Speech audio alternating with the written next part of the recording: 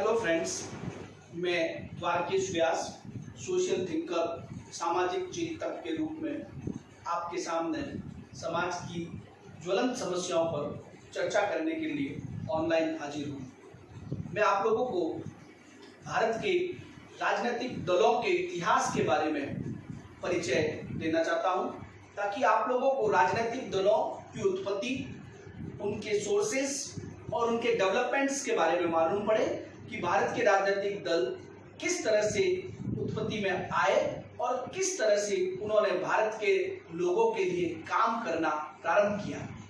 मैं ये नहीं कहता कि भारत का कोई भी राजनीतिक दल खराब है या कोई भी राजनीतिक दल अच्छा है। मैं आप लोगों को सिर्फ यह बताना चाहता हूँ कि भारत के राजनीतिक दलों की वास्तविक जड़ें कहाँ है और वो कहाँ से निकल के एक राजनीतिक दल के रूप में उभर के सामने आए हैं। शुरुआत करते हैं भारत के राष्ट्रीय आंदोलन की। जब भारत में राष्ट्रीय आंदोलन के बीज बोए जा रहे थे, लोग देश की आजादी के लिए लड़ रहे थे, उस समय पूरे विश्व में लोकतंत्र की लहर उठ चुकी थी। उस समय फ्रांस की क्रांति हो चुकी थी, उस समय रूस में क्रांति का माहौल था, उस समय अमेरिका और दुनिया के विभिन्न विकसित देशों में क्रांतियों के बीज बोए जा चुके थे। अफसोस की बात यह है कि हम उस समय गुलाम थे। हमारे देश की जनता को यह तय करना था कि हमें किस रास्ते से आजादी को प्राप्त करना है। हमारे देश के लोगों को यह तय करना था कि हमें आजादी कौन दिलाएगा। हमें आजादी अमेरिका की क्रांति दिलाएगी, हमें आजादी फ्रांस की क्रांति दिलाएगी, हमें आजादी हिंदूवादी सोच दिलाएगी, या हमें आजादी कोई दूसरे देश की क्रांति दिलाएगी। यह तय करना था। तो हमारे देश के लोगों के लिए यह तय करने के लिए बहुत से विकल्प सामने थे। भारत के कुछ लोग उस समय ब्रिटेन से पढ़ के आते थे, और जब ब्रिटेन से पढ़ के आते थे तो उनके संपर्क में ब्रिटिश गवर्नर्स थे, ब्रिटिश टीचर्स थे, ब्रिटिश लेक्चरर्स थे, और जब वो वहाँ से अध्ययन करके आते थे तो वहाँ की सोच रखने वाले राजनीतिक दल में जो लोग जुड़े वो ब्रिटिश आइडियोलॉजी के लोग थे। उन्होंने मिलकर जिस पार्टी को बनाया, that was known as Indian National Congress.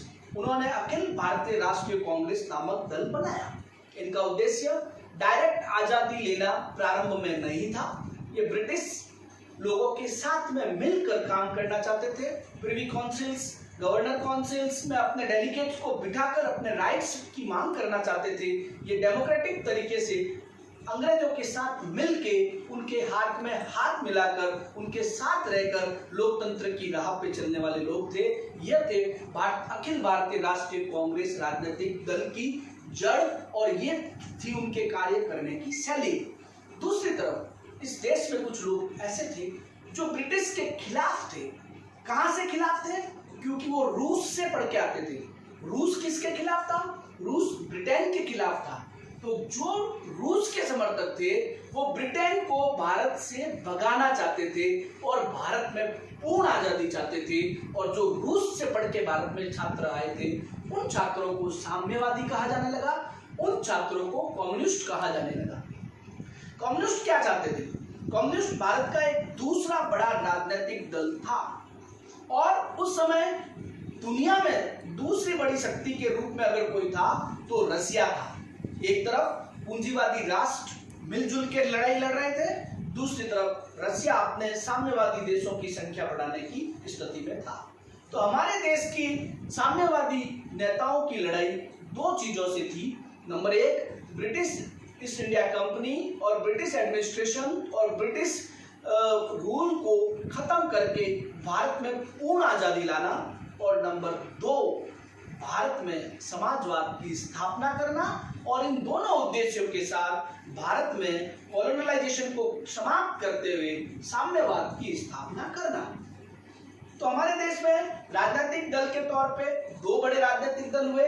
पहला कांग्रेस, जो ब्रिटेन से पढ़ के आते थे, उन्होंने कांग्रेस बनाया। जो रसिया से पढ़ के आते थे, उन्होंने कम्युनिस्ट पार्टी बनाया। उसके बाद ब्रिटिश गवर्नर ने भी भारत में दो अलग अलग राजनीतिक दल 1906 से बनाने प्रारंभ कर दिए। वो दो राजनीतिक दल थे, एक मुस्लिम लीग और दूसरा अखिल भारतीय हिंदू महासभा। इन दोनों संगठनों की स्थापना इसलिए करवाई गई ताकि मुस्लिम अपने अधिकारों के लिए अलग मांग करे और हिंदू अपने अधिकारों के लिए अलग मांग करे। इन दोनों के अधिकार, इन दोनों की संस्कृति, इन दोनों की सभ्यता, इन दोनों के रिवाज, इन दोनों के धर्म सभी कुछ अलग अलग होने के कारण धार्मिक आधार पर दो अलग संगठन बने। उसमें से एक मुस्लिम लीग बना और दूसरा अखिल भारतीय हिंदू महासभा बना।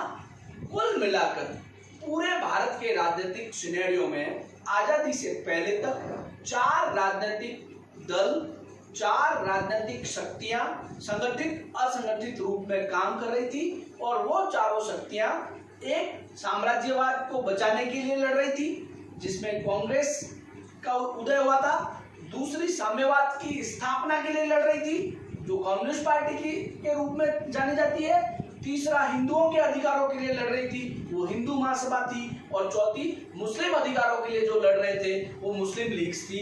आजादी के पहले तक भारत के राजनीतिक दल पूर्ण रूप से इन 4 भागों में बटे हुए थे। इन चारों राजनीतिक दलों के आय के भी सोर्सेस थे, सोर्सेस ऑफ इनकम भी थे, उस समय भी थे और आज भी है। कांग्रेस के आय का साधन सब उच्च घराने के लोग थे और बड़े बड़े पदों पे काम करते थे और ब्रिटिश ईस्ट इंडिया कंपनी के साथ कोलैबोरेशन होने के कारण इन लोगों के पास ब्रिटिश गवर्नर के दौरान बड़े बड़े पद थे। इनकी आय का मुख्य साधन कंपनी, ब्रिटेन और लंदन ही था। ब्रिटेन से आने वाली विदेशी मित्रों से मिलने वाला सहयोग ही था, ब्रिटेन से मिलने वाले पैसे ही थे। दूसरा राजनीतिक दल रसिया चूंकि कम्युनिस्ट पार्टी की स्थापना के लिए माना गया था तो रसिया का मूल उद्देश्य था भारत में साम्यवाद की स्थापना कराना। तो साहित्यिक दृष्टि से जो मदद कम्युनिस्ट पार्टी को रसिया से मिलती थी वो उसकी आय का साधन था। वो जो पुस्तकें रसिया से भेजते थे, वो जो सामग्री रसिया से भेजते थे, उसको साम्यवाद को फैलाने के लिए बेचनी होती थी और जनता से पैसे इकट्ठा करके और राजनीतिक दल को चलाना होता था। तो चंदा बेस्ड पार्टी हो गई। तीसरी पार्टी हिंदू विचारधारा पे पैसा इकट्ठा होता था और चौथी पार्टी का मुस्लिम विचारधारा के आधार पे पैसा इकट्ठा होता था। इस तरह आजादी के पहले तक भारतीय राजनीति इन 4 बड़े भागों में विभाजित थी। आज भी मुख्य रूप से भारतीय राजनीतिक दल इन 4 मुख्य बड़े भागों में विभाजित हैं।